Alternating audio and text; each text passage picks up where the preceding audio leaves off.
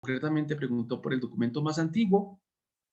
Recuerden que la oración más antigua es el Subtum Praesidium, pero ahí mandamos unos documentos marianos. Es decir, que hay documentos marianos desde la misma antigüedad. En el Evangelio ya se habla de la Santísima Virgen María, recuerden ustedes. Y ya los padres de la iglesia, San Irineo de León, etcétera, etcétera, van a hablar de María poco a poco y los documentos van poco a poco presentándose en la historia de la iglesia. Y también una persona preguntó cómo se debe vestir en la misa y le mandé un documento diciendo cómo me debo vestir en la misa, en la Eucaristía. Entonces, para que ustedes sepan, cuando no alcancemos a responder preguntas directamente a los 8 días, yo trataré de mandar documentación para las personas que hayan hecho esas preguntas y las personas, pues por lo menos, traten de encontrar la respuesta que estaban preguntando. Hoy va a haber un pequeñito cambio. Como tengo un retiro que estoy editando antes de entrar acá, estaba en un retiro. Después de esta charla a las 12 del día, tengo un retiro con unas personas en Bogotá, obviamente vía virtual. Entonces, terminamos la charla, hacen el rosario de la misericordia con Patricia y las preguntas que tengan, pues me las envían al chat y dentro de 8 días, pues también mandaré la documentación. Bueno, entramos en materia. Vamos a ver hoy la liturgia en la historia. Vamos a hacer un repaso. Ya hemos tocado algunos elementos, pero la idea es ir tomando más conciencia de la liturgia en la historia. Recordemos que la liturgia no nació organizada y completa, sino que se fue formando y configurando lentamente. Es decir, hay una génesis, hay una evolución de la liturgia. Podríamos decir que hay un proceso de iniciación, un proceso de consolidación y un proceso de madurez. La liturgia recibe de los hombres su mutabilidad y su diferenciación en la historia y en la geografía, aun cuando permanece fiel no solo a su contenido profundo, sino también a algunas estructuras rituales determinadas por la tradición. Las mutaciones y los cambios son la demostración de la vitalidad interna de la liturgia y de su capacidad para encarnarse en cada momento histórico y aún en cada espacio sociocultural. Esto es importante. Hay un fundamento teológico que es el fundamento de la encarnación. Dios entra en la historia. Dios se muestra en la historia. Y así como Dios entra en la historia, entonces podríamos decir también que la liturgia también se encarna en los momentos históricos. ¿Por qué? Porque le habla al hombre y a la mujer de todos los tiempos, del pasado, del presente y del futuro. Y cuando le habla al hombre del pasado, del presente y del futuro, pues obviamente toma categorías culturales, elementos culturales para expresar la celebración de la liturgia. Cuando miremos eso, por ejemplo, en las familias litúrgicas, que solamente las vamos a nombrar, por eso les mandé un documento, donde están, vamos a ver cada familia, por ejemplo, las familias orientales, las familias occidentales, se han encarnado en la historia y han tenido en cuenta algunos elementos culturales de su región para celebrar la liturgia. Y por eso ya en la época contemporánea se nos va a hablar de la inculturación. La iglesia se tiene que inculturar en las culturas para mostrar su mensaje creyente, su mensaje cristiano. Durante algún tiempo, los primeros cristianos frecuentaron el templo y observaron la ley, aunque tenían sus propias celebraciones, entre las que sobresalían el bautismo y la fracción del pan por las casas. Eso es muy importante. Entonces podríamos decir que los dos sacramentos fundamentales, el bautismo, la iniciación y la fracción del pan, la acción de gracias, la Eucaristía. ¿Dónde podemos encontrar eso? En Hechos 2, 41, 42, 46. Entonces, esto es muy importante saber que estos dos sacramentos son muy importantes para la vida creyente, para la vida cristiana y que ya están en los inicios de la primitiva comunidad, es decir, en los inicios de la iglesia. Recordemos que Hechos 2 de los Apóstoles nos va a hablar del nacimiento de la iglesia y de la manifestación del Espíritu Santo en Pentecostés, que da como inicio, obviamente, a la iglesia y cómo la iglesia se va a manifestar en el bautismo, se va a manifestar en la fracción del pan y eso se nos va a representar en Hechos 2, 42, 46. La lengua litúrgica era el griego común, es decir, el griego de la koiné, en la que se transmitían las tradiciones litúrgicas, los ministerios y el día del Señor. Podemos encontrar eso en 1 Corintios 11:23. Se usaba la versión de los 70 en la predicación y en la liturgia, según el modo de la sinagoga, pero en clave cristiana. En clave cristiana. Es decir, Cristo, recuerden, en el Nuevo Testamento va a ser el centro y recuerden que la revelación cristiana que se ha venido preparando en el Antiguo Testamento tiene su culmen en Jesús de Nazaret. Por lo tanto, Cristo es el centro, por lo tanto, Cristo es el nuevo templo. Los siglos segundo y tercero conocen los comienzos del catecumenado, que es muy importante para la primitiva iglesia, la configuración definitiva del bautismo y de la Eucaristía, la Pascua anual y su cincuentena festiva y el comienzo del culto a los mártires.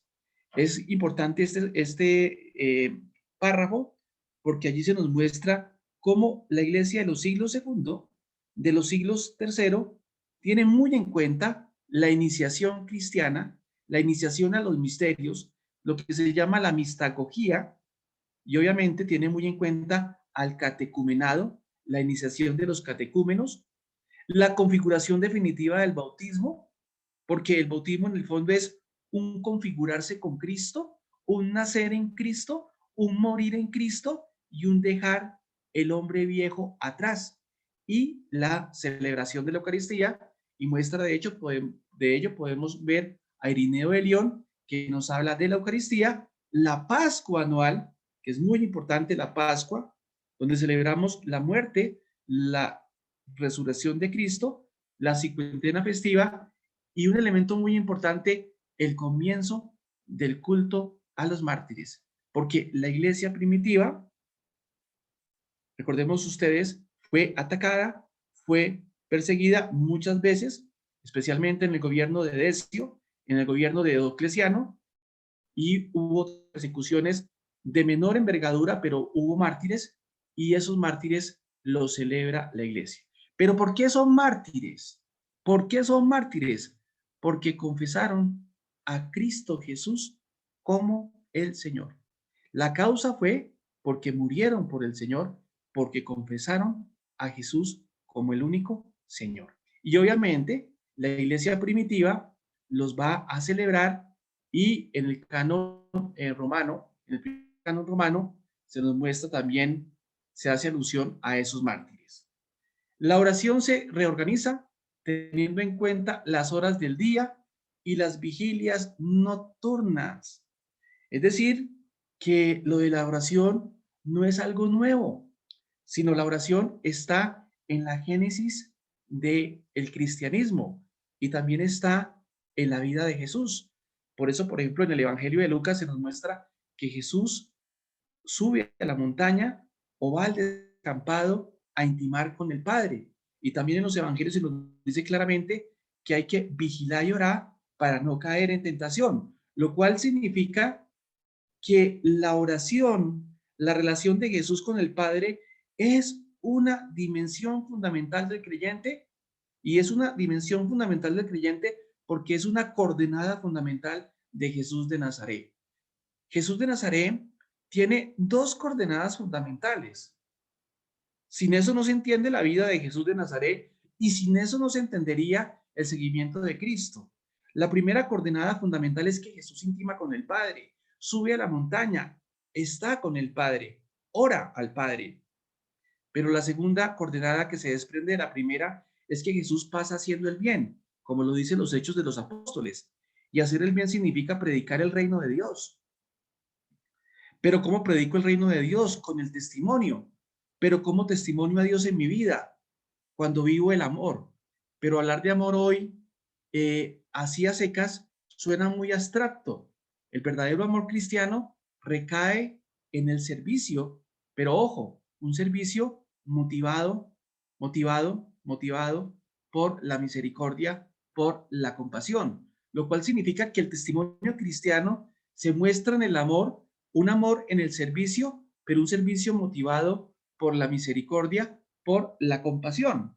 Y ese Jesús que sube a la montaña pasa haciendo el bien, predicando el reino, sentándose con pecadores y sobre todo curando y sanando enfermos.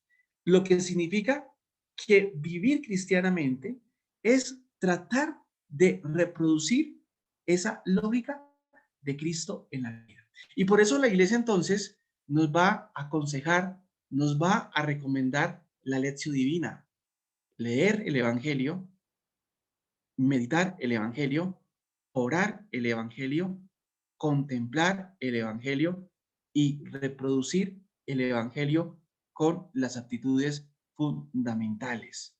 Entonces, fijémonos que la palabra de Dios y la oración son dos elementos que están en la génesis de la vida creyente, de la vida cristiana. Entonces, cuando miramos la historia de la iglesia, desde la edad antigua, la época medieval, la época moderna, la época contemporánea, nos damos cuenta de que la oración, la oración y la palabra de Dios son dos elementos fundamentales de la vida creyente y de la vida cristiana. Por eso entonces, como dice aquí, la oración se reorganiza teniendo en cuenta las horas del día y las vigilias nocturnas. La plegaria eucarística tiene ya forma propia. Con la Domus Ecclesiae aparecen las primeras muestras del arte cristiano. Y esto es muy interesante conocer el arte cristiano, porque en el arte cristiano miramos y conocemos qué piensan y qué pensaron los creyentes de las épocas.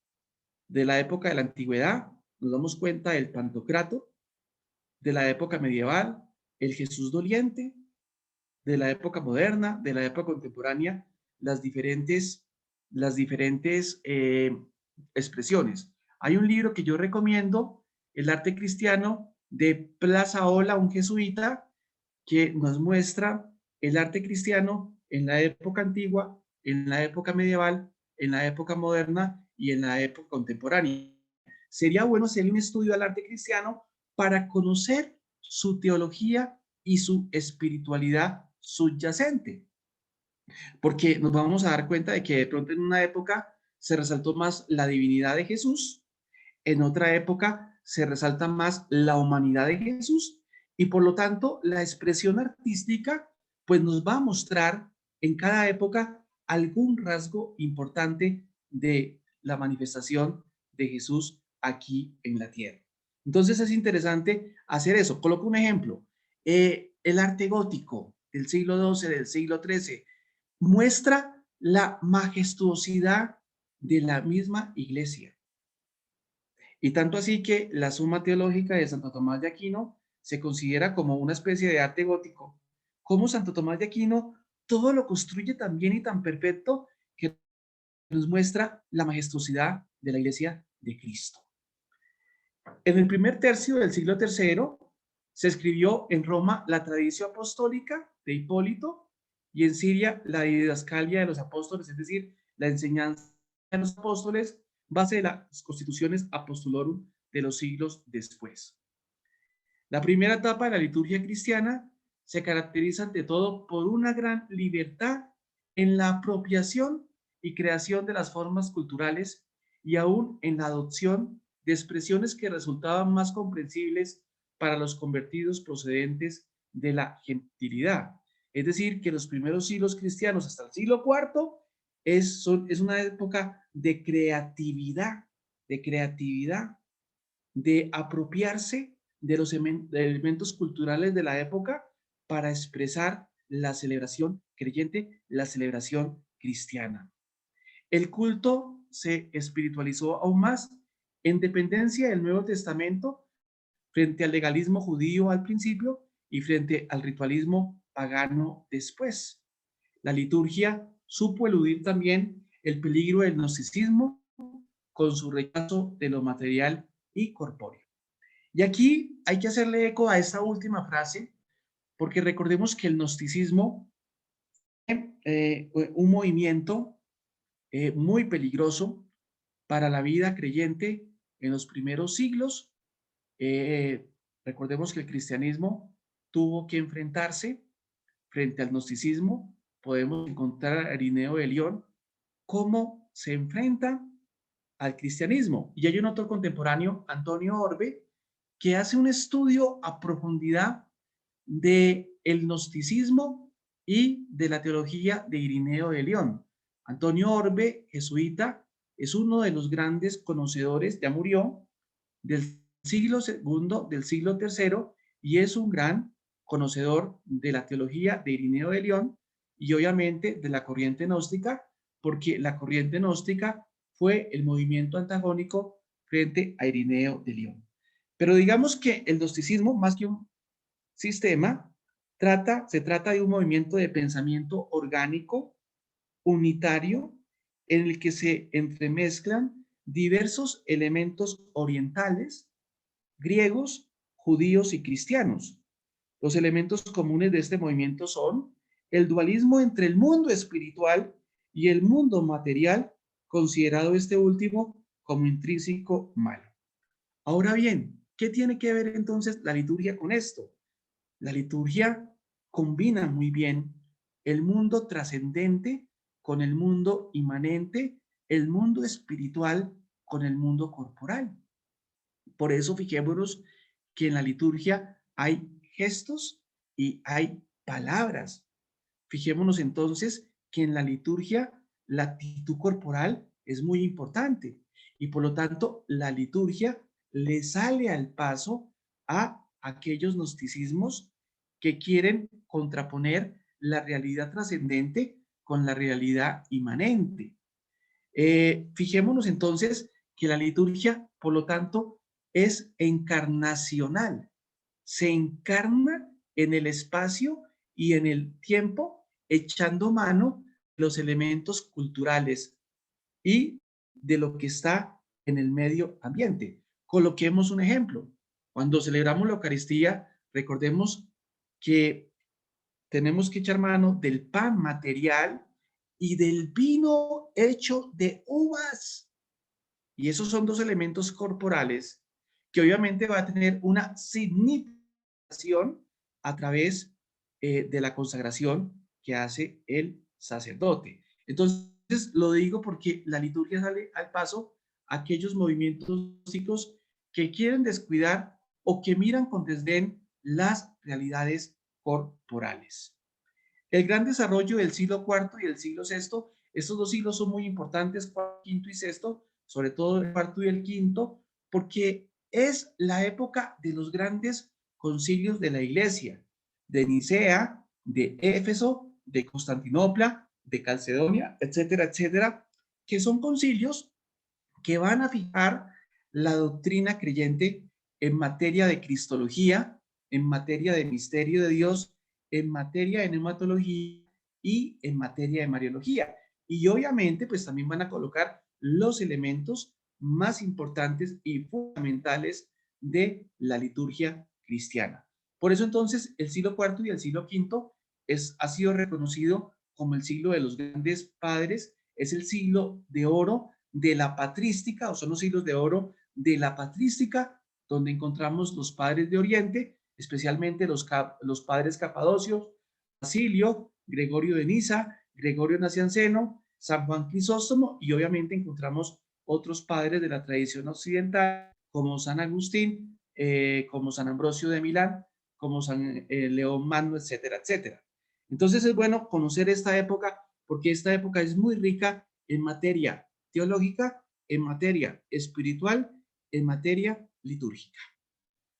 La paz constantiniana trajo la posibilidad de celebrar una liturgia más solemne y vistosa en edificios adecuados. El año litúrgico se estructuró en fiestas y periodos siguiendo el círculo anual, conservando no obstante su unidad garantizada siempre por la celebración eucarística.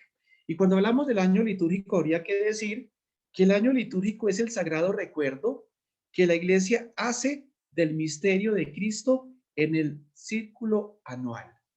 Es muy importante eso. Le preguntan a usted, ¿qué es el año litúrgico?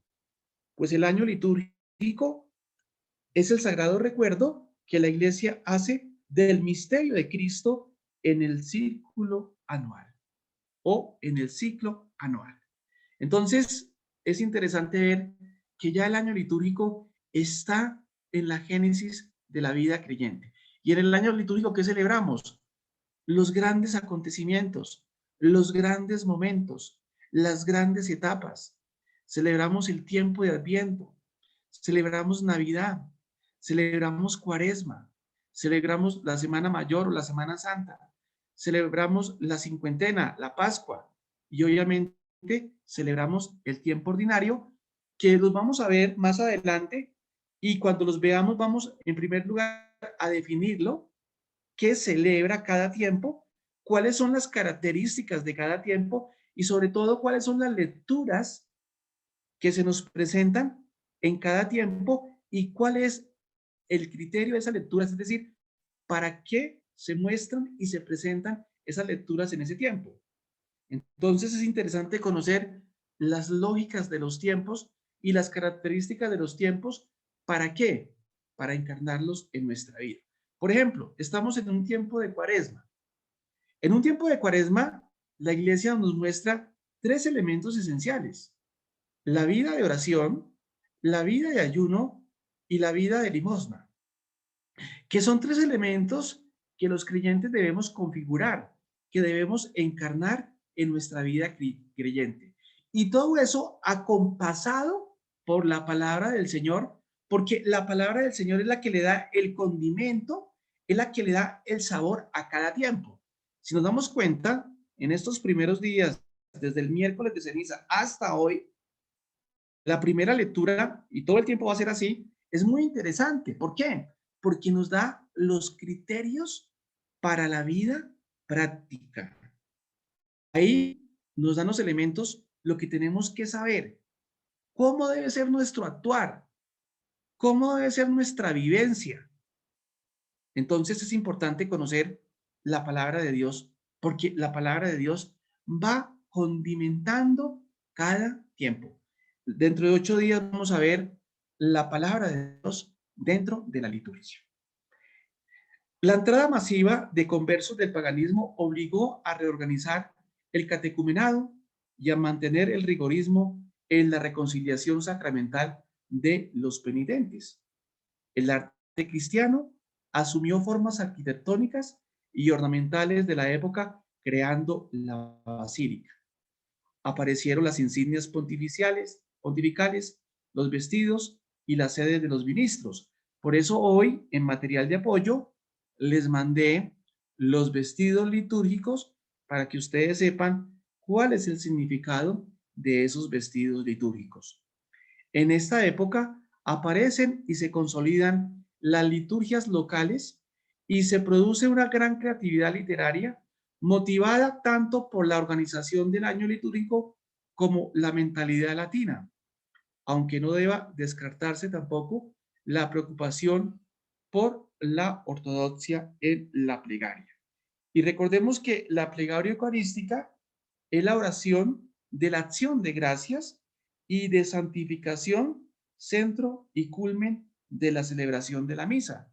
Y ya podemos ver entonces cómo la plegaria eucarística para esta época está muy consolidada y sobre todo la plegaria eucarística pues tiene la razón de ser, de dar gracias, de santificar y obviamente se convierte en el centro de la misa, en el centro de la Eucaristía.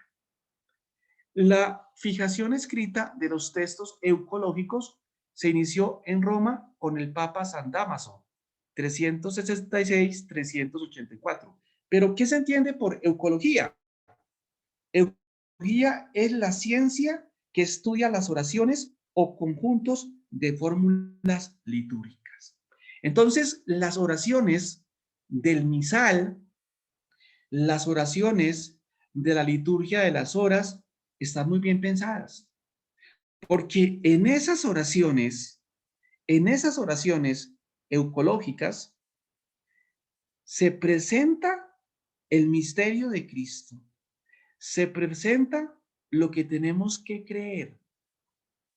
Entonces, si usted le echa ojo a las oraciones, usted va a ver muy bien redactado la oración y va a encontrar muy bien dibujada la relación entre el Padre, el Hijo y el Espíritu Santo, que lo vamos a ver más adelante, la importancia de la oración colecta, la oración final, las oraciones que están siempre en la liturgia de las horas. Por ejemplo, la oración de la liturgia de las horas nos evoca el tiempo de Cuaresma y nos muestra las características de este tiempo de Cuaresma. Cuando hicimos la oración para el rito de ceniza, esa oración tiene mucha teología y nos muestra por qué es importante el rito, en cuanto que el rito me prepara, dispone mi corazón para entrar en la época de Cuaresma. Entonces, si somos inteligentes, miramos la lógica de esas oraciones y allí encontramos los gérmenes de la vida creyente, de la vida cristiana. Por eso hacer oraciones es un arte, no lo puede hacer cualquier persona. Hay que tener teología, hay que tener conocimientos de espiritualidad, hay que tener conocimientos de liturgia. ¿Para qué? Para que esa oración exprese verdaderamente lo que estamos celebrando. Por eso la ecología es una ciencia, es un arte que implica obviamente conocimiento, que implica estudio. Y por eso detrás del misal, detrás del leccionario, hay teólogos, hay teólogas, hay liturgistas, hay patrólogos que saben hacer muy bien las cosas. Eso no lo hace cualquier persona. Se necesita un conocimiento muy profundo para verdaderamente muestre la realidad de la iglesia y muestre el contenido y lo que celebra la iglesia. Por eso, como yo les decía la vez pasada, nuestra iglesia no es una iglesia de garaje. Nuestra iglesia es una iglesia muy fundamentada en la misma historia de la iglesia. Está fundamentada en los apóstoles, está fundamentada en la experiencia creyente que es la vida de los santos y de las santas. La época representa un momento de expansión y enriquecimiento de la liturgia. Estamos hablando del siglo IV, V y VI. Los libros litúrgicos romanos, que habían alcanzado un elevado grado de organización, empezaron a extenderse por toda la cristiandad, llevados por monjes y peregrinos o solicitados expresamente por la corte de Aquisgrán, que buscaba la unificación no solo eclesiástica, sino también política. Y este elemento es interesante nombrar que la corte de Aquisgrán era todo un conjunto de edificaciones de tipo residencial, político y religioso que fue erigido por el emperador Carlomagno como centro del poder carolingio.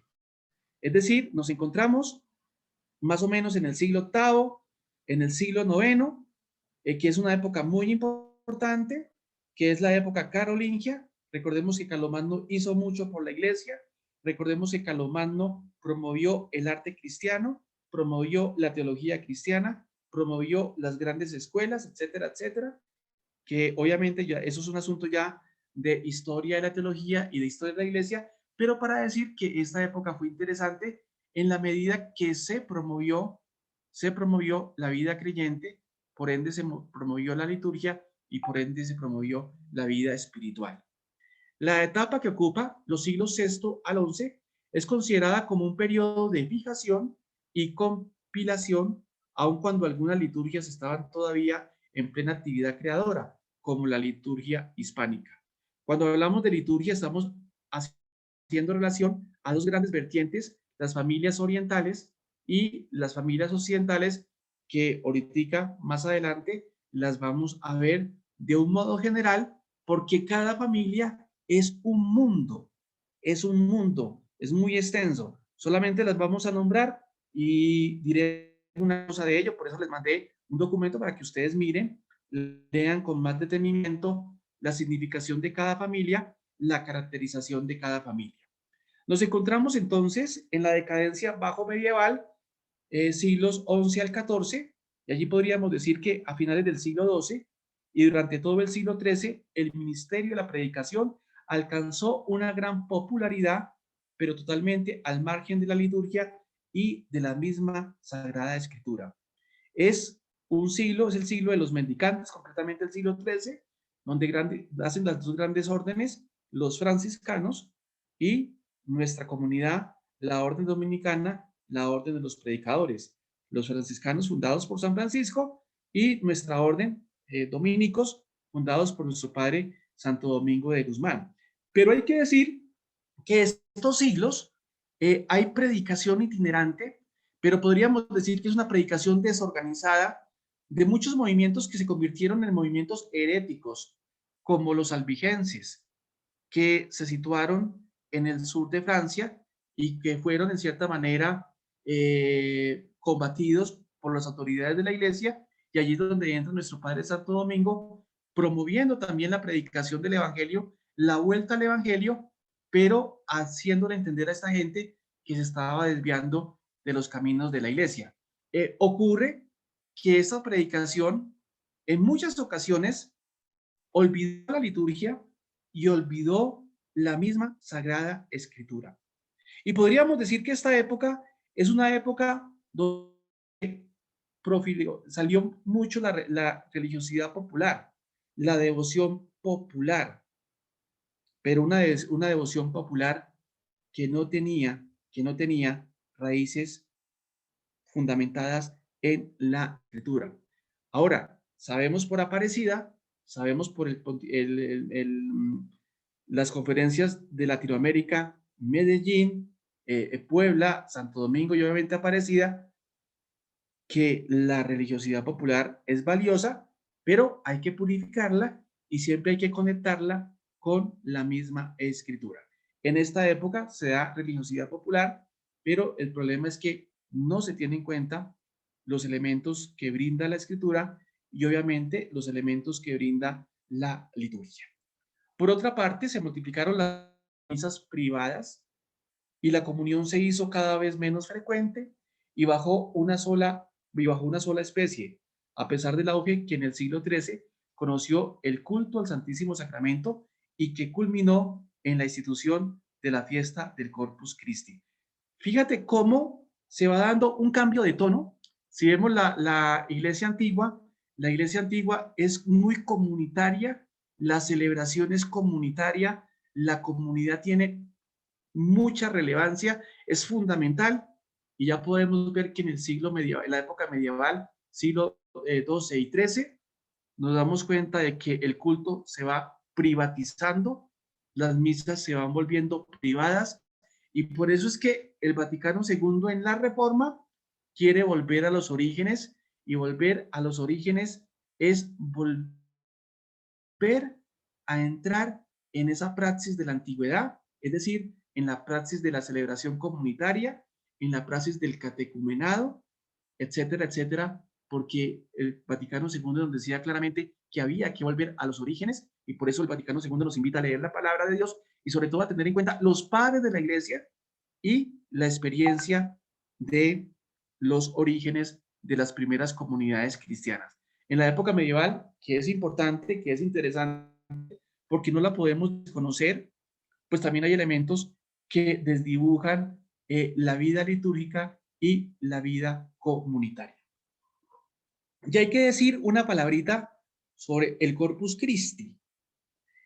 La solemnidad y procesión del Corpus se introdujo en la iglesia en el siglo XIII por la revelación privada del Señor a Juliana de Cornillón, y fue el Papa Urbano IV quien aprobó esta fiesta en el mismo siglo XIII. En esta fiesta damos culto de adoración a la presencia real de Cristo. Y en el siglo XIX se va a propagar los congresos eucarísticos. Esta fiesta es muy bonita, es muy interesante y es muy beneficiosa para nuestra vida espiritual. Pero esta fiesta hay que leerla y tenerla en cuenta bajo dos fiestas más, como son el Sagrado Corazón de Jesús y como es la Divina Misericordia. Sería muy interesante y bonito, no sé si se habrá hecho, mirar la relación entre el Corpus Christi, la relación entre el Sagrado Corazón de Jesús y la relación entre la Divina Misericordia. Yo podría decir que es la misma fiesta, pero que cada fiesta toca algún aspecto importante de la vida de Jesús como nuestro Señor. La primera toca la manifestación de Dios en Cristo. Cristo, el que muestra al Padre. La segunda muestra su sagrado corazón, el sagrado corazón de Jesús. Y la tercera muestra el rasgo más importante de ese sagrado corazón, que es la divina misericordia. Por eso les digo que esas tres fiestas hay que leerlas en conjunto para poder profundizar en el misterio de Cristo. Porque esas tres fiestas, cada una por su lado, toca un aspecto relevante del misterio de Cristo. Y el Señor en su divina providencia se ha ido manifestando a santos y a santas. Fijémonos que estas tres fiestas se manifestaron a santos, a santas, a tres mujeres. La primera a Juliana de Cornilón, la segunda a Margarita de Alacó y la tercera a Sor Faustina. Entonces es muy interesante ver esas tres fiestas en línea y en conjunto para escrutar, para comprender y para contemplar el misterio de Cristo, sabiendo que el misterio nos sobrepasa, pero esas tres fiestas nos dan la oportunidad para contemplar el misterio de Cristo. Y son muy importantes y fundamentales para la vida cristiana. Un creyente que no adore a Jesús Eucaristía, pues es un creyente que va a media marcha. Un creyente que no contemple el corazón de Jesús y contemple el atributo más grande de Jesús, que es el atributo del Padre, la misericordia, va a media marcha. Por eso entonces, la invitación es a que profundicemos en esas tres fiestas y sobre todo miremos unos aspectos. El aspecto teológico, ¿cuál es la teología que está en la fiesta del Corpus Christi? ¿Cuál es la teología que está en el Sagrado Corazón de Jesús? ¿Cuál es la teología que se esconde en la Divina Misericordia? ¿Cuál es su espiritualidad? Y cuando hablamos de espiritualidad, necesariamente estamos apelando a las familias, como a los jesuitas, como a los franciscanos, como a los dominicos, que en palabras del padre Germán Correa, analizan el Sagrado Corazón de Jesús, por ejemplo, desde varias perspectivas, y son muy interesantes, perspectivas que no se excluyen, sino que se complementan. ¿Y cuáles son los aspectos litúrgicos y los aspectos pastorales? Eso daría para una clase de teología espiritual. Solamente les dejo la inquietud. Las órdenes mendicantes dieron una visión del misterio de la salvación más cercana a los hombres, centrada en la humanidad del Salvador y en su vida terrena. Por eso ya lo decíamos, yo creo que hace 8 días, cómo las órdenes mendicantes van a resaltar más la humanidad de Jesús. Y sobre todo van a resaltar más el misterio del dolor, el misterio del sufrimiento de Jesús de Nazaret. Por eso en nuestra tradición dominicana vamos a ver a nuestro Padre Santo Domingo abrazando la cruz, abrazando el crucificado. También vamos a ver a la escuela franciscana cómo ellos meditan en la pasión y muerte y resurrección de Cristo. Es decir, que la época medieval, concretamente el siglo XIII, con las órdenes mendicantes, van a profundizar más la humanidad de Cristo. No significa que desconozcan la divinidad, claro que la conocen, claro que afirman al unísono, en el Señor hay dos naturalezas, la divina y la humana. La uniformidad litúrgica del siglo XV hasta el XIX. En el siglo XV se desarrolló la devoción moderna con un fuerte acento individual orientado hacia la meditación afectiva y la imitación de Cristo. Esta época es una época muy importante, estamos en el siglo XIV, en el siglo XV, y esta devoción moderna nace como resultado de la teorización que se dio en la escuela renana, es decir, la escuela del siglo XIV, con el maestro Eckhart, con Taulero y con Susó, y especialmente con el maestro Eckhart, porque la reflexión tanto de Eckhart, Taulero y Susó era una reflexión muy profunda, muy abstracta, que a veces se quedaba por fuera del pueblo y de la gente sencilla. La devoción moderna quiso volver a lo más sencillo, quiso volver al pueblo y por eso es un movimiento de carácter individual orientado a una meditación afectiva y sobre todo a la imitación de Cristo. De hecho, allí sale el bestseller La imitación de Cristo de Tomás de Kempis, que es un libro muy interesante, es muy importante y que es un libro que sigue teniendo vigencia, porque mucha gente dice, este libro perdió vigencia, ya no tiene nada que decir y todo lo contrario, es un libro que sigue iluminando, que nos sigue sirviendo para nuestra vida espiritual. Lo que pasa es que hay que saberlo leer en su contexto para poder comprender lo que el autor nos quiere decir, pero es un libro válido y muy importante. Tanto así que los santos y las santas, como un San Francisco de Sales, lo tenían, y como un San Juan Bosco, lo tenían como libro de cabecera. Y yo creo que es importante, entre otras porque es un libro que tiene muchas citas bíblicas. Es decir, Tomás de Kempis siempre habla a partir desde la palabra de Dios. Entonces es un libro que es muy bonito, es muy profundo y sobre todo se presta para meditar y se presta para orar. La reforma protestante atacó las misas privadas, la comunión con una sola especie, los sufragios por los difuntos y el carácter sacrificial de la misa. La liturgia quedó reducida a la palabra, al bautismo y a la cena con carácter puramente conmemorativo. Es decir, para el protestantismo, la liturgia queda reducida a la palabra, al bautismo, a la cena, es decir, a la Eucaristía, pero la Eucaristía, la cena, como una experiencia que conmemora, pero donde el sacrificio se deja de lado y donde no se habla de la presencia real, que es la diferencia para nosotros los creyentes que creemos en la presencia real y sustancial del Señor. El Concilio de Trento se ocupó de los sacramentos, pero se tocaron tan solo los problemas dogmáticos y disciplinares.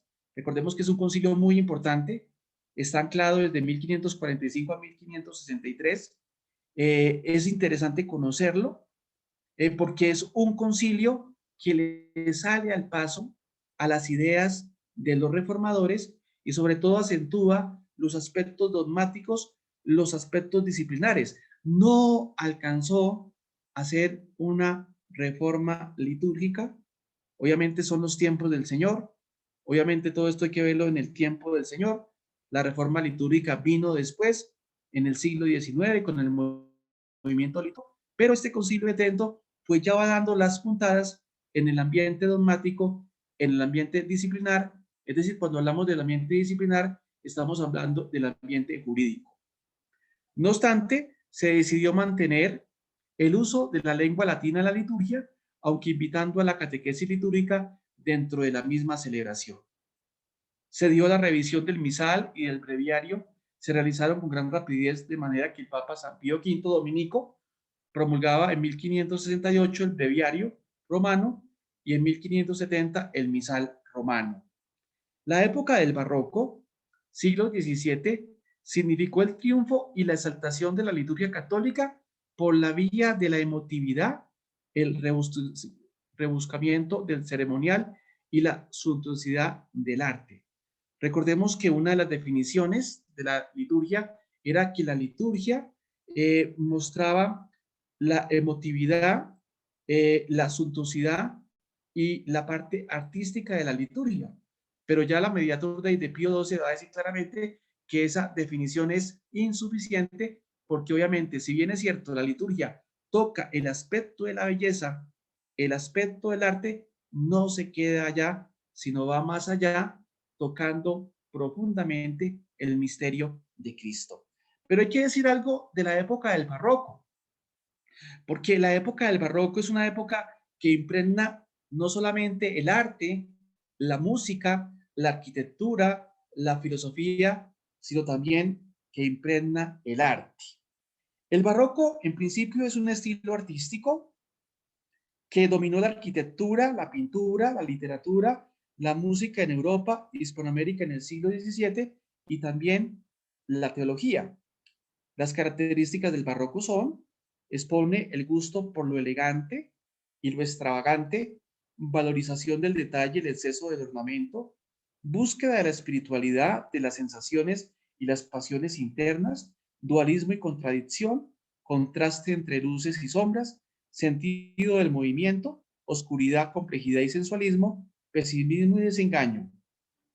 Entonces, fijémonos que este siglo es muy importante, el siglo XVII es muy importante en materia del barroco, porque el barroco ha sido un movimiento que impregnó, como lo dije anteriormente, no solamente el arte, sino también que impregna la misma teología, que esto se podría dar en un curso de historia de la teología, que también lo estamos preparando para darlo de pronto el otro año o este año. La llegada de la Ilustración, estamos hablando del siglo XVIII, al campo litúrgico se hizo notar en la publicación de fuentes y en los estudios de investigación histórica. El siglo XVIII es muy importante porque el siglo XVIII junto con el siglo XIX es volver a la historia. Y si es volver a la historia, significa es volver al método histórico crítico. Y si vamos al método histórico crítico, significa es ir a las fuentes, al nacimiento, a la génesis, al Leven, es decir, el contexto vital del nacimiento de los textos. Entonces, fijémonos cómo ya en el siglo XVIII se empodera la investigación histórica y por eso vamos a darnos cuenta de que ya a partir de allí, y obviamente con el siglo XIX y obviamente con el siglo XX, pues la historia es de vital importancia para la teología y como lo veíamos en la primera clase, es importante para la liturgia. Los intentos de renovación del siglo XVIII pretendían una mayor sencillez y participación comunitaria. Es decir, si en la época medieval lo comunitario se había hecho de lado, ahora el siglo XVIII, siglo XIX y siglo XX iba a volver a repensar la participación comunitaria, la parte de la comunidad que es tan importante en la liturgia. Porque ¿qué es la celebración? La celebración es la celebración comunitaria del misterio de Cristo. Y por eso entonces nos avicinamos al movimiento litúrgico. El siglo XIX representó para la liturgia el comienzo de una renovación, aunque marcada al principio por el romanticismo. Como lo dije también en la primera clase, vale la pena, valdría la pena hacer un estudio profundo del siglo XIX, porque es que el siglo XIX es maravilloso. En todo el sentido de la palabra es maravilloso. Es maravilloso por la gran teología, es maravilloso por la misma filosofía. El idealismo alemán es muy importante. Ha dejado grandes consecuencias para la teología contemporánea. también lo dije en la primera clase, que Miller, cardenal hoy, decía claramente que el que no conozca la teología alemana, el movimiento del idealismo alemán, la teología liberal, no está en nada. Por eso es importante conocer el siglo XIX, concretamente el romanticismo, conocer al idealismo alemán, conocer también el historicismo, que es un movimiento de la época, y conocer también la escuela de Tubingue, la escuela romana, y el movimiento litúrgico, que es muy importante porque es una renovación en la liturgia, una renovación que empieza en un ámbito académico, pero de un ámbito académico cruza obviamente a un ámbito espiritual y a un ámbito pastoral. Ya les mandamos, la primera clase les mandamos ese movimiento litúrgico que tiene tres fases, una de 1909 a 1900, creo que es 53, la otra del 53 al 90 y del 90 hasta acá. Los orígenes de este impulso renovador hay que buscarlos en la restauración monástica iniciada en Solesmes por el abad Próspero Géranger, 1805-1875, con sus ideales de romanización de la liturgia. Es decir, los monjes se hacen cargo de volver a esa liturgia, de estudiar esa liturgia, de mirar las fuentes de esa liturgia, y por eso son tan importantes para el movimiento litúrgico. Los monjes benedictinos y obviamente otras comunidades monacales han sido muy importantes para rescatar los tesoros, el baluarte que se esconde en la misma liturgia. En el siglo XX, el movimiento litúrgico adoptó un estilo todavía más eclesial y pastoral, impulsado por el motu propio de San Pío X. Es decir, San Pío X, el Papa Pío X, le dio mucho realce, animó mucho al movimiento litúrgico. Y allí se resaltó no solamente el aspecto teológico que ya se estaba resaltando y histórico, sino se resaltó el aspecto eclesial y sobre todo el aspecto pastoral, porque la liturgia es de la iglesia, la liturgia es para la iglesia, pero la liturgia tiene una dimensión y esa dimensión es una dimensión pastoral, es decir, permear al pueblo de Dios. Lo más significativo de la mentalidad que presidía el movimiento litúrgico fue la fundamentación teológica de la pastoral litúrgica paralelamente al movimiento bíblico y a la nueva orientación eclesiológica. Es decir, que si nos damos cuenta, la liturgia confluye con el movimiento bíblico y con el movimiento eclesiológico. Van de la par.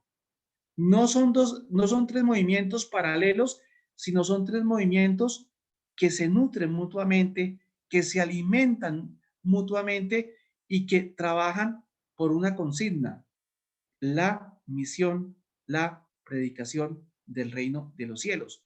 Por ejemplo, la liturgia, y especialmente la Sacrosanto Concilium, tiene muy en cuenta la renovación bíblica.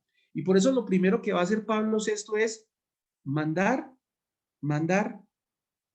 a mirar los textos, los rituales de los sacramentos y sobre todo enriquecer los rituales desde la perspectiva bíblica. Yo creo que ese es uno de los grandes logros. Todos nuestros rituales, el ritual de la penitencia, el ritual del matrimonio, el ritual del bautismo, todos, el de la unción de los enfermos, tienen el aspecto bíblico muy marcado. Es decir, antes de celebrar el ritual, se recomienda al sacerdote o al diácono que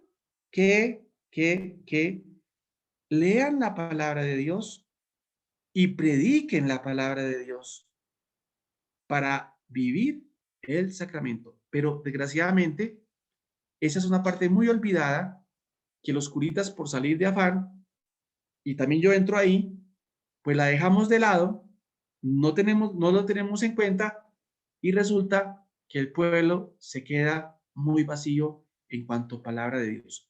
Entre otras, ese es un elemento para refutarle a las sectas, porque es que las sectas piensan que nosotros no tenemos en cuenta la palabra de Dios. Claro que la tenemos en cuenta, y claro que nuestros sacramentos, todos los sacramentos de la iglesia y todos los rituales de la iglesia tienen un rico acervo de textos bíblicos. Es que es maravilloso. Podríamos coger ritual por ritual y revisar los textos bíblicos que tienen, tanto del Antiguo Testamento como del Nuevo Testamento. Ese es un tesoro que está enterrado, que mucha gente de la calle no sabe y que piensan que los católicos no leemos la palabra de Dios. Claro que los católicos leemos la palabra de Dios, claro que en nuestros rituales, claro que en nuestros libros de los sacramentos, todos tienen una dimensión bíblica, pero además tienen una dimensión eclesiológica que muestran los tres elementos que yo ya he venido mencionando. Muestran el misterio en el pueblo de Dios y un pueblo de Dios que vive en comunión permanente a la lógica del Padre, del Hijo y del Espíritu Santo. Al mismo tiempo, se consideraba la liturgia como la didascalia del pueblo cristiano, es decir, la más eficaz forma de catequesis, sobre todo a través de las fiestas y de los signos litúrgicos. Hermanos, hermanas, la liturgia es una catequesis. Una liturgia bien celebrada, bien solemne, bien sentida, es una catequesis. Y por eso, si ustedes quieren conocer la vida cristiana, el contenido cristiano, la realidad cristiana, vayámonos a la gran noche, a la noche de Pascua, a la noche de resurrección.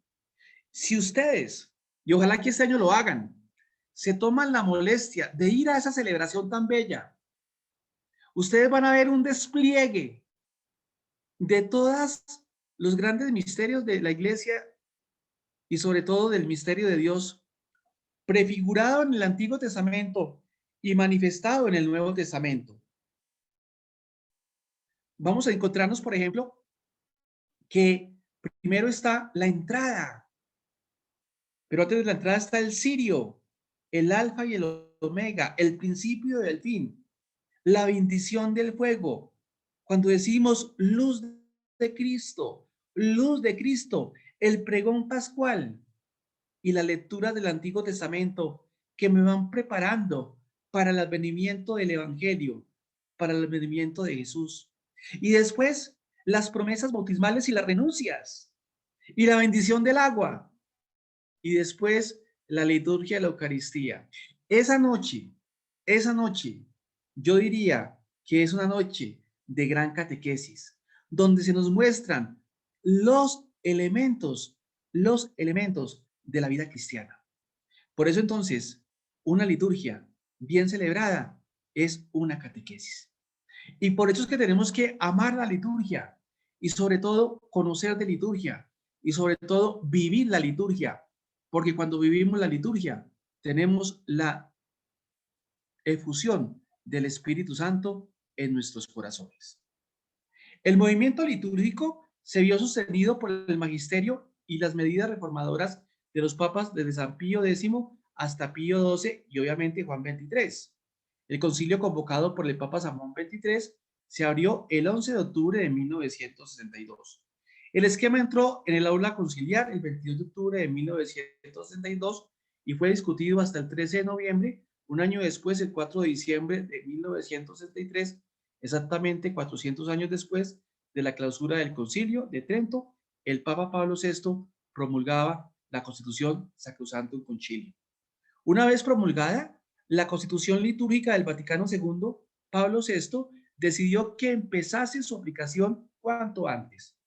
La tarea de revisión orientada por una amplia serie de documentos ha conocido tres fases. Primera, el paso del latín a las lenguas modernas, 1964-1967. Segunda, la publicación de los libros litúrgicos revisados según los decretos del Concilio Vaticano II, 1968-1975. Tercera, la adaptación de los libros litúrgicos a las circunstancias de las iglesias particulares. Entonces, vimos este capítulo. Yo para la próxima clase de pronto mandaré un libro de la historia de la liturgia de Basurco, pues para que ustedes profundicen en esos aspectos de la historia. Esto es un abrebocas porque pues no va para más. Nos podemos quedar solamente en la historia de la liturgia y de allí no saldríamos. Vamos a pasar a los ritos y a las familias litúrgicas, como lo dije anteriormente. Generalmente se entiende por rito litúrgico el conjunto de usos y peculiaridades de tipo celebrativo que se observan en una liturgia particular y que la distinguen de las demás. Sin embargo, en la forma del rito se dan también otros factores como la lengua, la tradición histórica, la demarcación territorial, tanto eclesiástica como civil, la visión teológica y la espiritualidad. Y tenemos entonces que mirar un aspecto muy interesante que es la visión histórica. Porque todas estas familias, de una u otra manera, están influidas por dos grandes escuelas de la antigüedad, que es la escuela de Antioquía y que es la escuela de Alejandría. Primera, la escuela de Alejandría, los representantes de Alejandría son Panteno, Clemente de Alejandría, Orígenes, Dídimo el Ciego. Y los representantes de Antioquía son San Juan Crisóstomo, Nestorio Diario y obviamente hay más representantes de ambas escuelas. ¿Cuáles son las características de la escuela de Alejandría? Primera, hay una gran influencia del platonismo. El mundo visible es una copia del mundo real de las ideas. Segunda, fuerte tendencia a la interpretación alegórica de las escrituras. Es decir, que la escuela de Alejandría va a profundizar mucho la alegoría para poder comprender los textos bíblicos. Tercera, firme defensa de la Theotokos, María, Madre de Dios, Concilio de Éfeso, pero también va a haber en esa escuela el abuso del método alegórico. ¿Cuáles son las características de la escuela de Antioquía? Fuerte tendencia a la interpretación histórico-gramatical de las escrituras, gran interés en la humanidad de Cristo y en el Jesús histórico, énfasis en la teología pastoral y en la exégesis científica, pero va a tener una problemática, una tendencia muy racionalista. Ahora bien, estas escuelas pues van a tener influencia sobre algunas familias litúrgicas. Por eso les mandé el documento para que ustedes ya lo lean más reposadamente y con estas indicaciones ustedes comprendan esas escuelas y lo que celebra cada una. Todas celebran el misterio de Cristo, pero algunas van a hacer énfasis, pero obviamente que todas celebran el misterio de Cristo.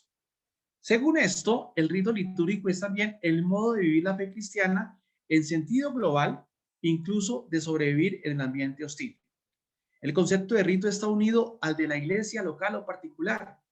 En ese sentido, el rito es la realización de una iglesia local con su obispo y su presbiterio dentro de unas coordenadas humanas, sociales, culturales y religiosas específicas. Todo esto supone una determinada vivencia de la palabra divina contenida en las escrituras, interpretada por los padres, definida por los sínodos y concilios y expresada en la liturgia de acuerdo con una tradición eclesial auténtica. El rito de una iglesia se identifica con ella y viene a ser su centro vital, su escuela teológica. Ojo, hablamos de escuelas. Escuela de Alejandría, escuela de Antioquía, su catequesis de la fe y de la moral cristiana, el depósito de su memoria histórica e incluso su principal signo de identidad como pueblo o como grupo étnico. Modernamente se utiliza también la expresión familia litúrgica para referirse al conjunto de ritos que están emparentados entre sí por el origen y las características comunes. El Concilio Vaticano II declaró que la Iglesia atribuye igual derecho y honor a todos los ritos legítimamente reconocidos y quiere que en el futuro se conserven y fomenten por todos los medios. Sacrosanto Concilio número 4. ¿Cuáles son las familias litúrgicas en Oriente?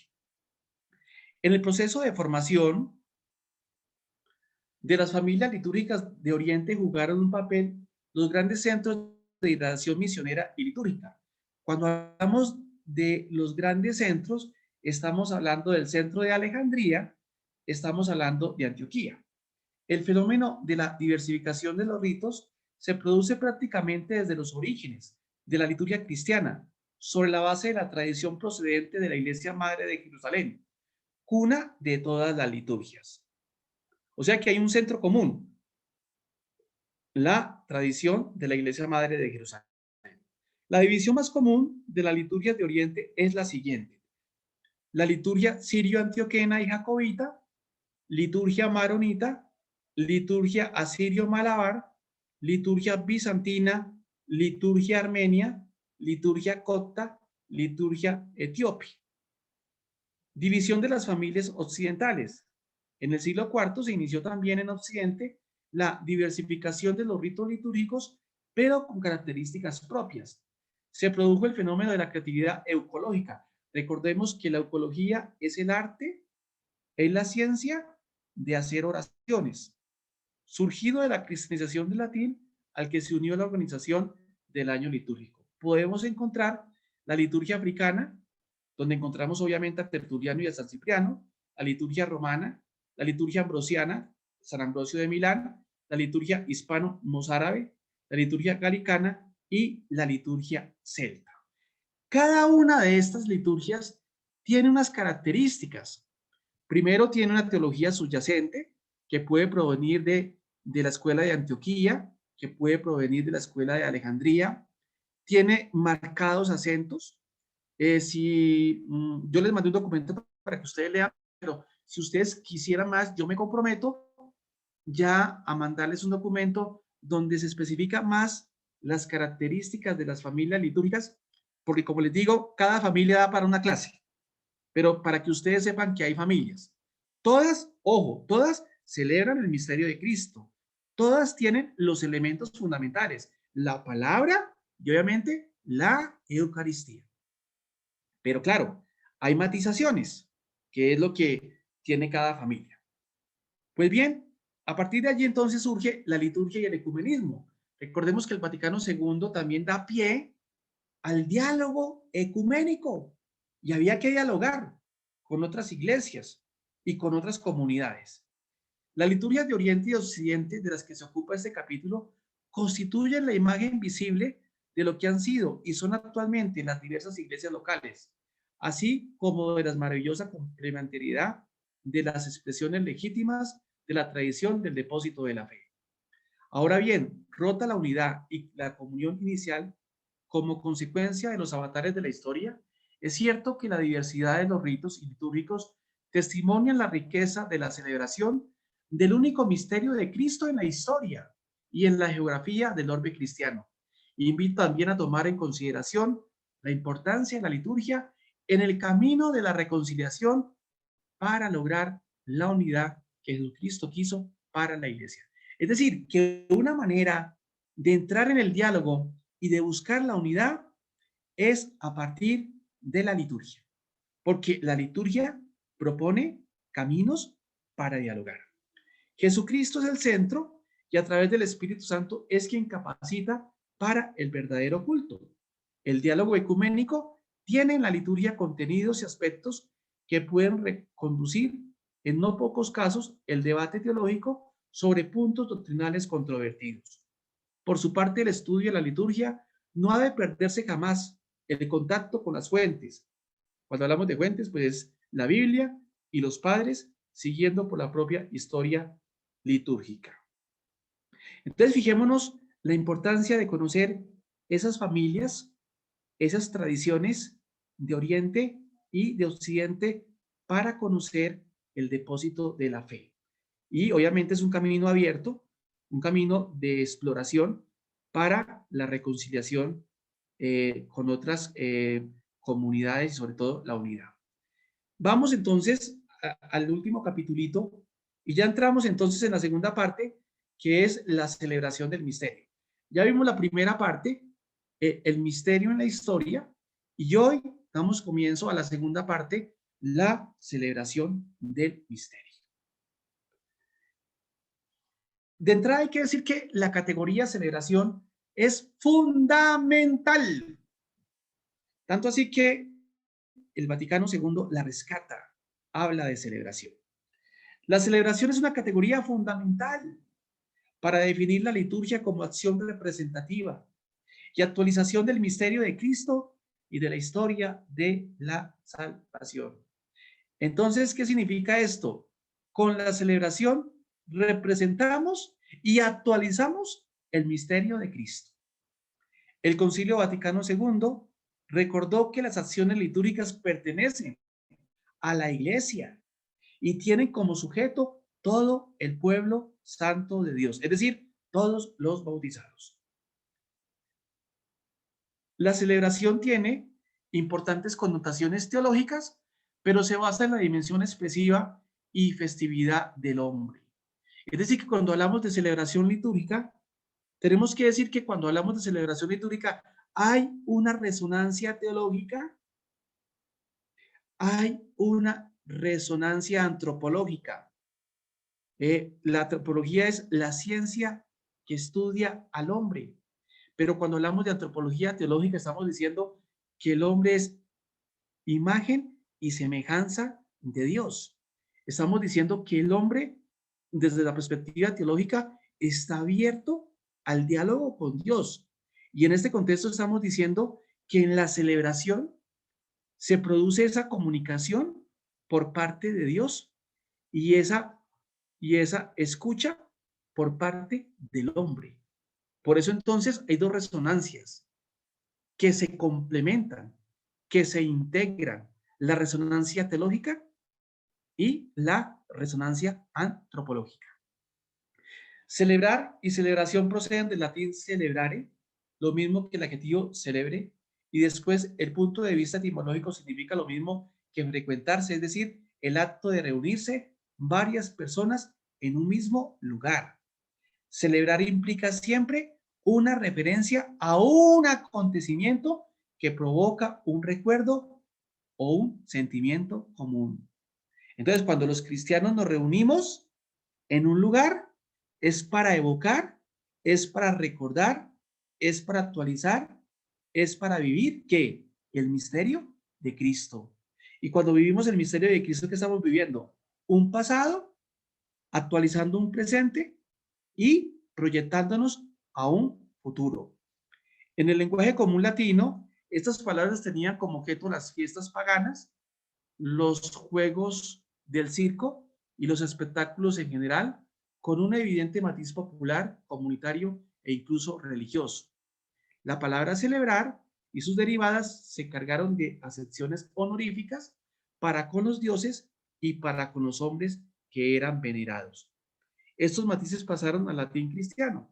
Sin embargo, se produjo un enriquecimiento del lenguaje como resultado de la simbiosis entre la fe y la cultura latina.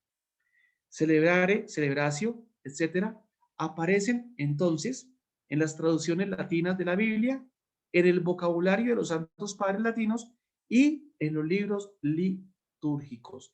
Es decir, que la palabra celebración, ojo, desde la perspectiva de la liturgia, tiene un puesto fundamental y aparece en las tradiciones latinas de la Biblia, aparece en el lenguaje de los santos padres de origen latino, como San Agustín, como San Ambrosio, y obviamente en los libros litúrgicos. Aproximaciones al concepto de celebración. Para los estudiosos del comportamiento humano, la celebración es un acontecimiento que debe ser comprendido en el ámbito de la persona y de sus relaciones con los demás. Es decir, la celebración tiene un componente comunitario. Celebramos en comunidad. Celebramos en comunidad. La celebración crea una apertura y provoca un acercamiento sobre la base de unos ideales o de unos intereses comunes. Cuando vamos a la liturgia, cuando celebramos la liturgia de la Eucaristía, tenemos un interés común. Y todos Abrimos el corazón. ¿A quién? A Dios, al Hijo y al Espíritu Santo. Los componentes de la celebración actúan como catalizador moral del grupo y como factor educativo de los que lo integran, en la medida en que exista una voluntad capaz de atraer y de orientar hacia un fin determinado. Celebrar lleva consigo una fuerte carga de espontaneidad y de sorpresa, aun en el caso de la celebración reiterada o establecida por la costumbre o por las normas del grupo. Celebrar es, por tanto, sinónimo de hacer fiesta, o sea, jugar en el sentido más positivo de este término. Es una fiesta, es una fiesta. Por eso la celebración debe ser alegre y festiva, obviamente, de acuerdo al tiempo. Hay que celebrar. ¿Qué celebramos? El acontecer de Dios en nuestra historia particular y en nuestra historia comunitaria. La celebración tiene entonces una dimensión actualizadora, esto es importante, de la salvación. Característico de la celebración religiosa es que la vida divina, en cierto modo, se comunica a los participantes. Por eso la liturgia es tan importante y es una difusión de Espíritu Santo, porque es que a través de la liturgia se nos comunica el Espíritu Santo.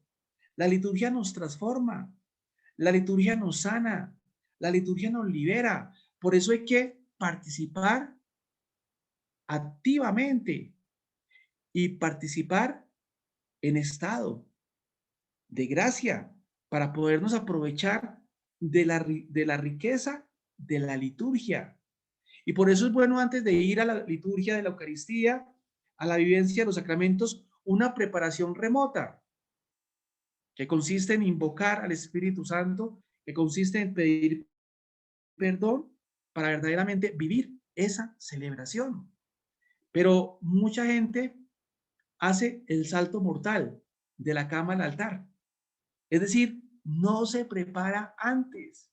Llega a la carrera, llega corriendo, llega con afanes y resulta que hay que ir preparado, tener un tiempo antes de para poder vivir, un tiempo de recogimiento, un tiempo donde me llene la fuerza del Espíritu Santo para que sea el Espíritu Santo el que me ayude a vivir la liturgia y verdaderamente sea un momento de gracia. La liturgia tiene una dimensión escatológica. La presencia de la acción divina convierte en acontecimiento salvífico la celebración y hace de ella un anticipo de la posesión plena de los dones de Dios más allá de los límites de este mundo. La liturgia tiene una dimensión comunitaria y eclesial. La celebración es acción de Cristo y del pueblo de Dios jerárquicamente ordenado, es decir, de Cristo como cabeza y de los miembros de su cuerpo. El fin primario de la celebración, con todo, no es el de ser un medio pedagógico destinado a hacer más eficaz una enseñanza o un mensaje. En efecto, la celebración litúrgica es la actualización, es la actualización en palabras y gestos de la salvación que Dios realiza en su Hijo Jesucristo por el poder del Espíritu Santo. Esto es importantísimo. En la celebración se evocan para que se hagan presentes los acontecimientos de la salvación, especialmente el nacimiento de Cristo, que lo vivimos en Adviento, que lo vivimos en Navidad, que lo vivimos en la fiesta de los Reyes Magos, su muerte y resurrección, que lo vivimos en Semana Santa, su ascensión y el envío del Espíritu Santo, que lo vivimos en Pascua. Es decir, que si nos damos cuenta, en la celebración se evocan los grandes momentos del Señor Jesús. La encarnación, la pasión, la muerte y la resurrección, y nada menos y nada más la manifestación del Espíritu Santo en Pentecostés. Entonces, fijémonos que el año litúrgico tiene una lógica interna El año litúrgico nos muestra los misterios de la salvación que se han dado, que se han manifestado en la historia. La encarnación, la pasión, la muerte, la resurrección y la manifestación del Espíritu Santo y el nacimiento de la iglesia. Por eso, entonces, la iglesia nos invita a vivir los tiempos litúrgicos, porque es la manera de profundizar el misterio cristiano. ¿Y qué tiene que hacer un creyente? Profundizar el misterio cristiano. Cada día comprender y comprender más el misterio cristiano, sabiendo que nunca lo vamos a abarcar, porque siempre el misterio nos sobrepasa. Pero sí lo vamos a comprender más y sobre todo lo vamos a amar. Por eso hay una relación inherente entre liturgia y vida espiritual y liturgia. Y por eso cada tiempo tiene una espiritualidad donde se marca un elemento propicio del tiempo. Tiempo de Cuaresma. ¿Qué, qué remarca? La necesidad de la penitencia, la necesidad de la conversión. Tiempo de Pascua. ¿Qué remarca? El señorío de Cristo en nuestra vida. Tiempo de Adviento. ¿Qué marca? ¿Qué remarca? La necesidad de prepararnos para el advenimiento de Cristo. Y el tiempo ordinario nos ayuda a vivir ese misterio de Cristo en su etapa histórica, viviendo los elementos más importantes de su etapa histórica, que son el bautizo, que es la predicación del reino, que es la transfiguración, que es la institución de la Eucaristía y otros elementos que son inherentes al quehacer de Jesús de Nazaret. Definición y aspectos de la celebración. El primer aspecto se refiere a la celebración en su dimensión ritual. Celebrar es actuar ritualmente de manera significativa, movidos por un acontecimiento. Es decir, allí los ritos tienen una significación. Todo en la liturgia tiene una significación. El silencio tiene una significación. Las posturas tienen una significación. Hoy mandé en material de apoyo las posturas. Todo eso tiene significación. La liturgia es fuentísima de la vida cristiana y de la actividad de la iglesia. El segundo aspecto se refiere a la celebración en su dimensión mistérica y responde a la liturgia como misterio, es decir, como presencia y actuación de Dios en la vida de su pueblo y en la existencia personal de los que toman parte en la celebración. Ya lo dijimos la primera clase, la categoría misterio es muy, pero muy importante. Celebramos el misterio de Cristo.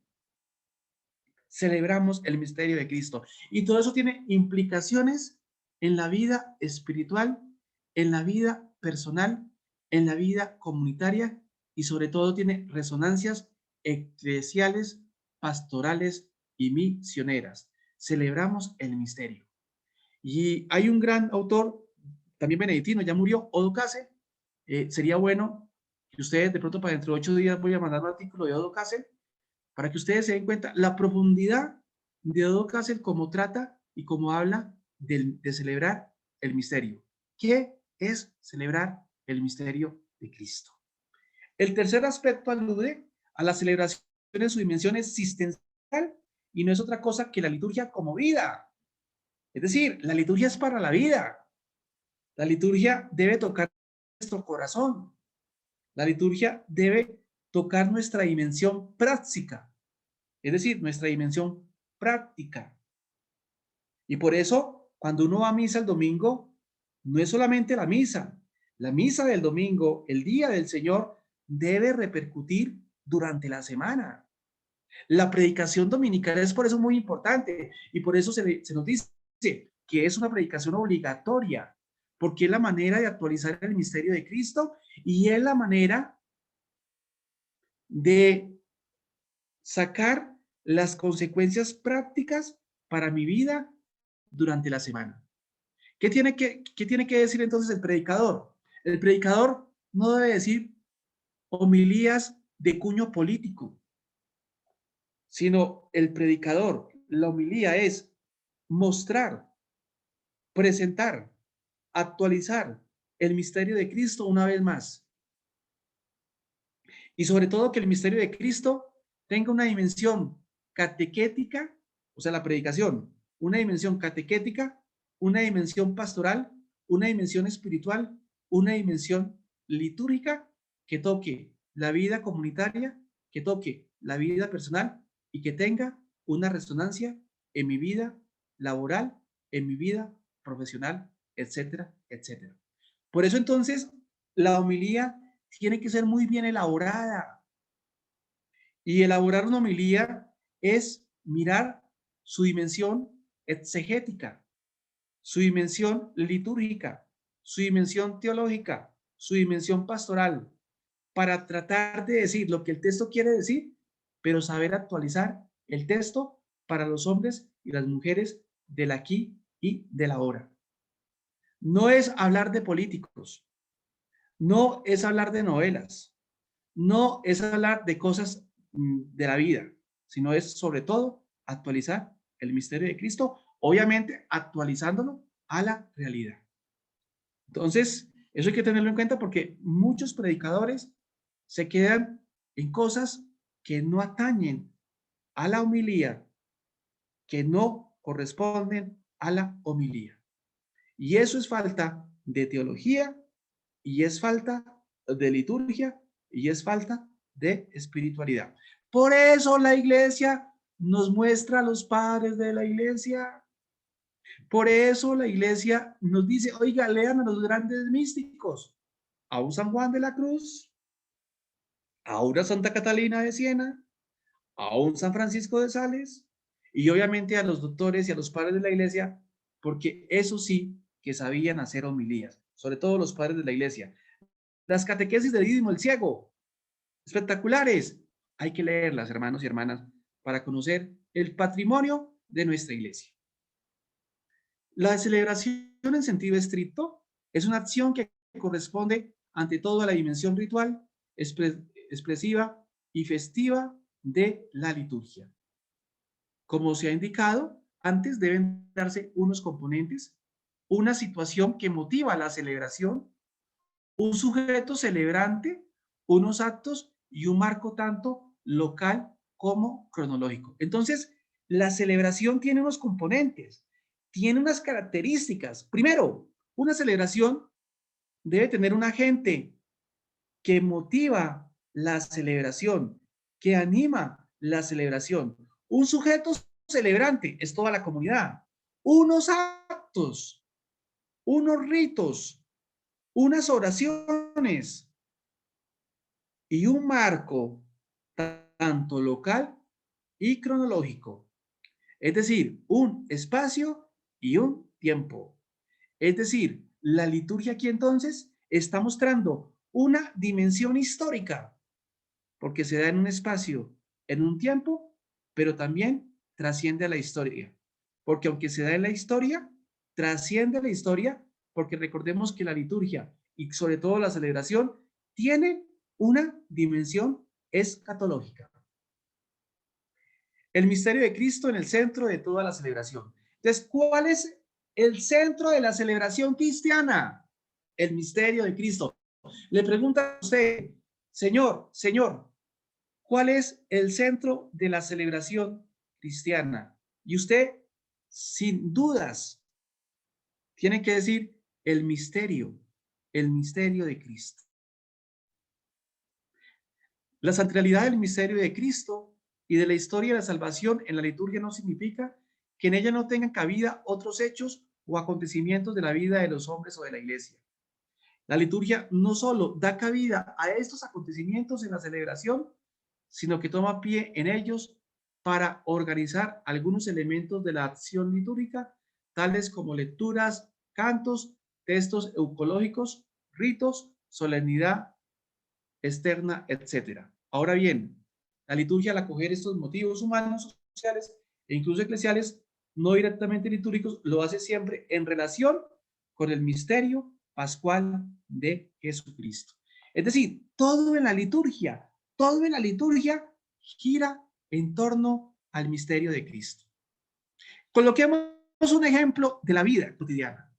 Estamos celebrando la fiesta de San Pascual Bailón, un santo franciscano.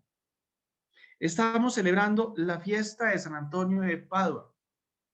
Estamos celebrando la fiesta de San Juan Bosco.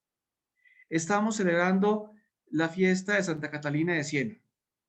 Ojo, esas fiestas no se celebran por el santo, sino en relación al misterio de Cristo. Y cuando la iglesia celebra un santo de esos, está diciendo, este santo de carne y hueso, hombre y mujer, vivió una dimensión cristiana en profundidad. Lo mismo las fiestas de la Santísima Virgen María, las solemnidades de María, la maternidad, 1 de enero, la Inmaculada Concepción, 8 de diciembre, la Asunción, 15 de agosto, y las otras fiestas, como la Visitación, como la fiesta de las Candelas el 2 de febrero, todas están y giran alrededor del misterio de Cristo. Por eso no se puede opacar el misterio de Cristo. Y por eso la predicación tiene que ser muy bien cuidada. Porque si bien es cierto, tengo que hablar de María, María la tengo que hablar, tengo que decir algo de ella, pero siempre mostrando que hay una conexión interna con el misterio de Cristo. Y lo mismo ocurre con un santo. Por ejemplo, la fiesta de San José que se avecina, 19 de marzo.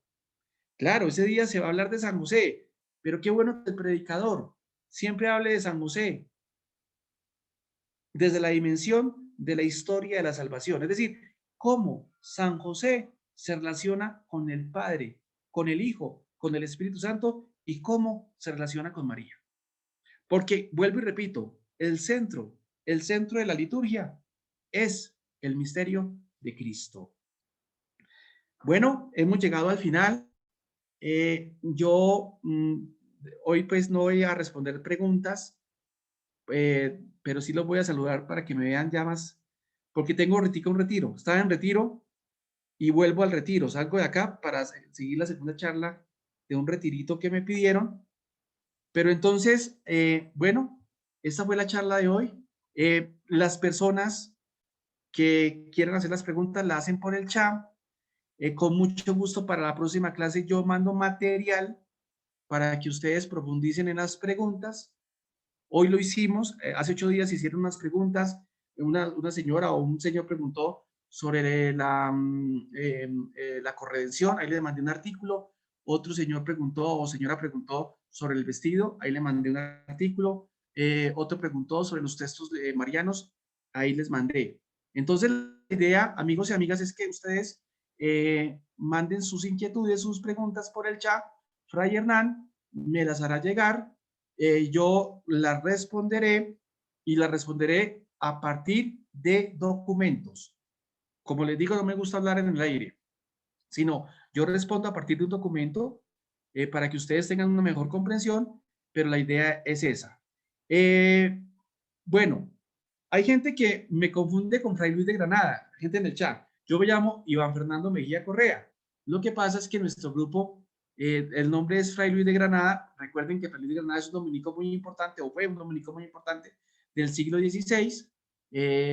Fue un dominico que en cierta manera llevó la doctrina cristiana al pueblo creyente, al pueblo sencillo, aterrizó los padres de la iglesia, tanto de Oriente como de Occidente, y también dio a conocer la suma teológica, los escritos de Santo Tomás a muchas personas. Por eso es que tomamos el nombre de Fray Luis de Granada. Yo me llamo Iván Fernando Mejía Correa, pero nuestro grupo es Fray Luis de Granada en honor a ese gran dominico que existió en el siglo XVI. Y en el WhatsApp, Fray Luis de Granada, mandamos quién era Fray Luis de Granada y mandamos la espiritualidad de Fray Luis de Granada. Las personas que entren al WhatsApp Fray Luis de Granada, que quieran, están bienvenidas, pero les vuelvo a reiterar, son 2 espacios, mañana y tarde, es decir, yo mismo coloco los documentos, por la mañana coloco varios documentos, coloco 2 PDFs de artículos científicos de teología, coloco un video sobre algún video sobre teología, algún documental, una página que se llama Dominicos, la página Liturgia de las Horas, el Santo del Día, el Canto Católico, y también añadimos la página de Fray Luis, del Padre Nelson Medina. A veces la colocamos ahí mismo, a veces un poquitico retardados porque a mí me la mandan y yo pues la coloco allí. Y por la tarde, sobre 6:30 y 7, estamos mandando el Evangelio del día y mandamos comunicaciones a veces, de pronto un evento. Los invito de pronto a rezar el rosario todos los miércoles con Querisma, 7 de la noche, y los viernes con Querisma también, 7 de la noche, donde hay diferentes predicadores. Primero hacen alabanza, la predicación respectiva, y terminan con la alabanza. Entonces, por la noche se dan ciertas informaciones. Casi siempre es el Evangelio a secas del día siguiente, pero se dan las informaciones cuando haya que hacer informaciones. Entonces, para que las personas sepan, si se quieren meter al grupo, bienvenidos, pero que ustedes sepan qué es el grupo. El grupo de WhatsApp es un grupo, es un espacio donde brindamos elementos de nuestra doctrina cristiana católica, documentos de la iglesia y todo lo que tenga que ver con la teología, con la espiritualidad, con la liturgia de la teología y de la iglesia católica, porque somos católicos. Claro, de pronto vamos a traer autores protestantes cuando haya que traerlos. Dentro de 8 días, cordialmente invitados, está el espacio de Medellín, los teólogos del siglo XX. Ahí tocó varios protestantes, teólogos protestantes, por si quieren entrar. Yo obviamente les mandaré el documento, pues el link. Y de antemano, muchas gracias. Entonces, les pido el permiso por hoy. Ya la otra semana estaré toda para que Patti y Hernán pues hagan el Rosario y la Misericordia. Muchas gracias y reciban el material que Fray Hernán les hará llegar hoy o mañana o en el transcurso de la semana. Muchas gracias.